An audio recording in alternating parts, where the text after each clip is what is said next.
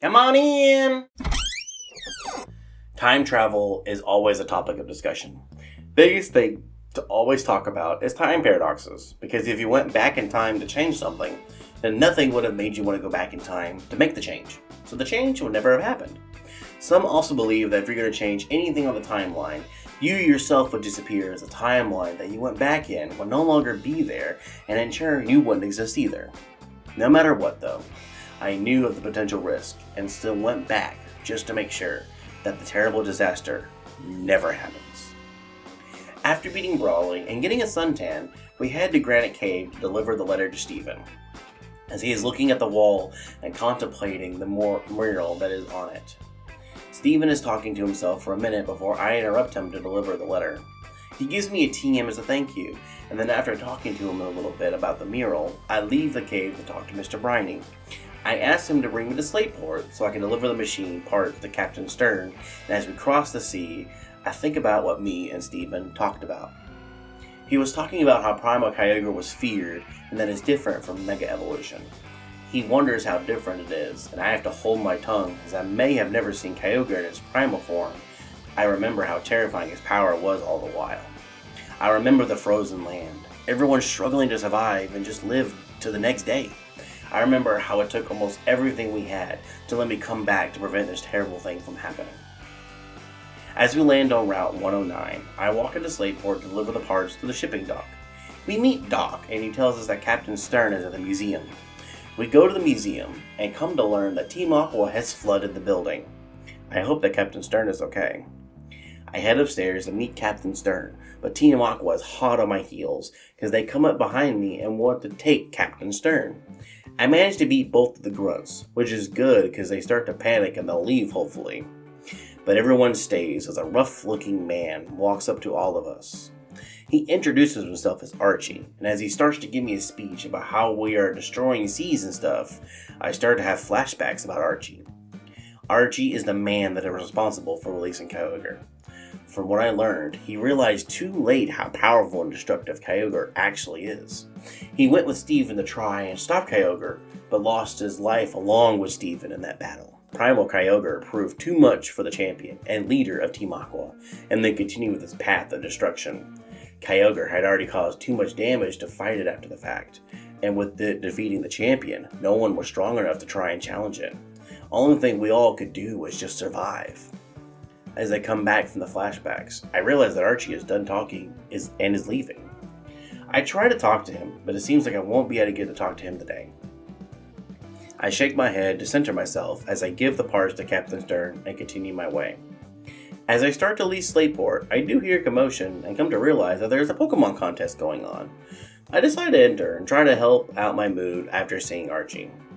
After having fun with the current contest, I am given a Pokemon from a Pokemon contest fan. It was a Staravia, which I named Tina, and it seems like it has been sheltered before now, and it has an innocence about it. We managed to catch a Beldum, which we named Leg, on Route 110, and I get the same feeling from Leg as I do from Bambi. Unfortunately, also on Route 110, we do lose our Pidove carrier to a required battle.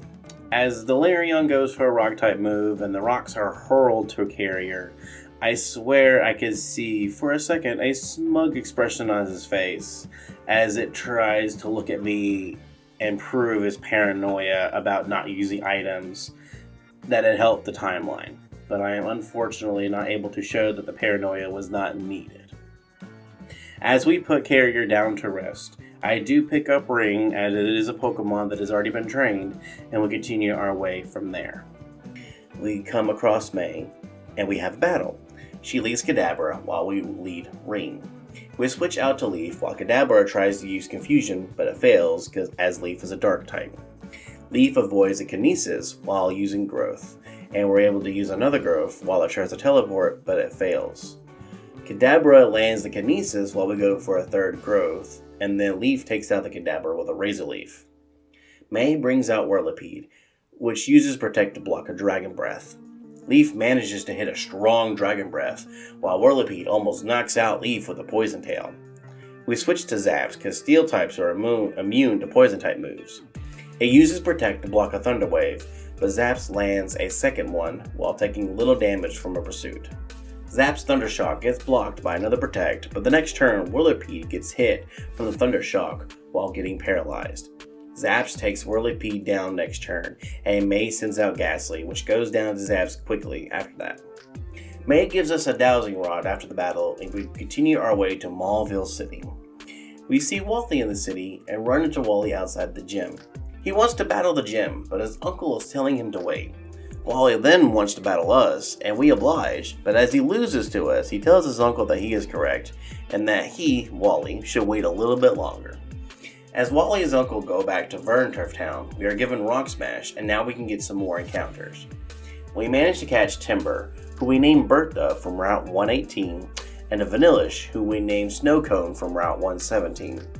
Seems like Bertha and Snowcone are paranoid like some of the other Pokemon I have, and I won't be able to heal them or use items outside of a Pokemon Center. After getting all the Pokemon that I could, I prepare a team to take down Wattson. We Hyper Train, check typings, and give items to the Pokemon that will let me give them items, and start on our way to Wattson. From battling his trainers, we learn that Wattson's gym is now a Dark type gym. We decide to lead Bertha, as fighting types are super effective against Dark types. As we throw out Bertha, he leads Krokorok. Krokorok uses Torment as Bertha uses Gear Grind. I will admit that I was thinking of Shift Gear for the effect, but Gear Grind still does big damage against Krokorok. Wattson uses a Super Potion, but is useless as we now use Wake Up Slap and knock out Krokorok. Wattson then brings out Spiritomb, which prompts us to switch out to Zaps, as Spiritomb is part Ghost and isn't affected by fighting type moves. Spiritomb uses Hypnosis, which magic bounds back to it from Zaps and it falls asleep. I then decide to keep Zaps in for a Thundershock as Spiritomb stays asleep.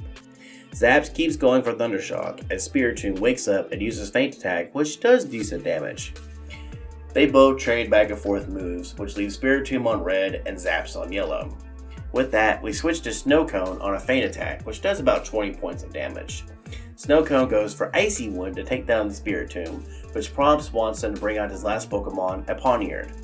We switch out to Bertha, which takes a Leer and a Feint Attack before using Wake Up Slap to one-shot the Pawniard, defeating Wattson and earning us the third badge. We get Barrier from Wattson and then decide to spend the night in the town, checking out the sights and places before continuing our journey.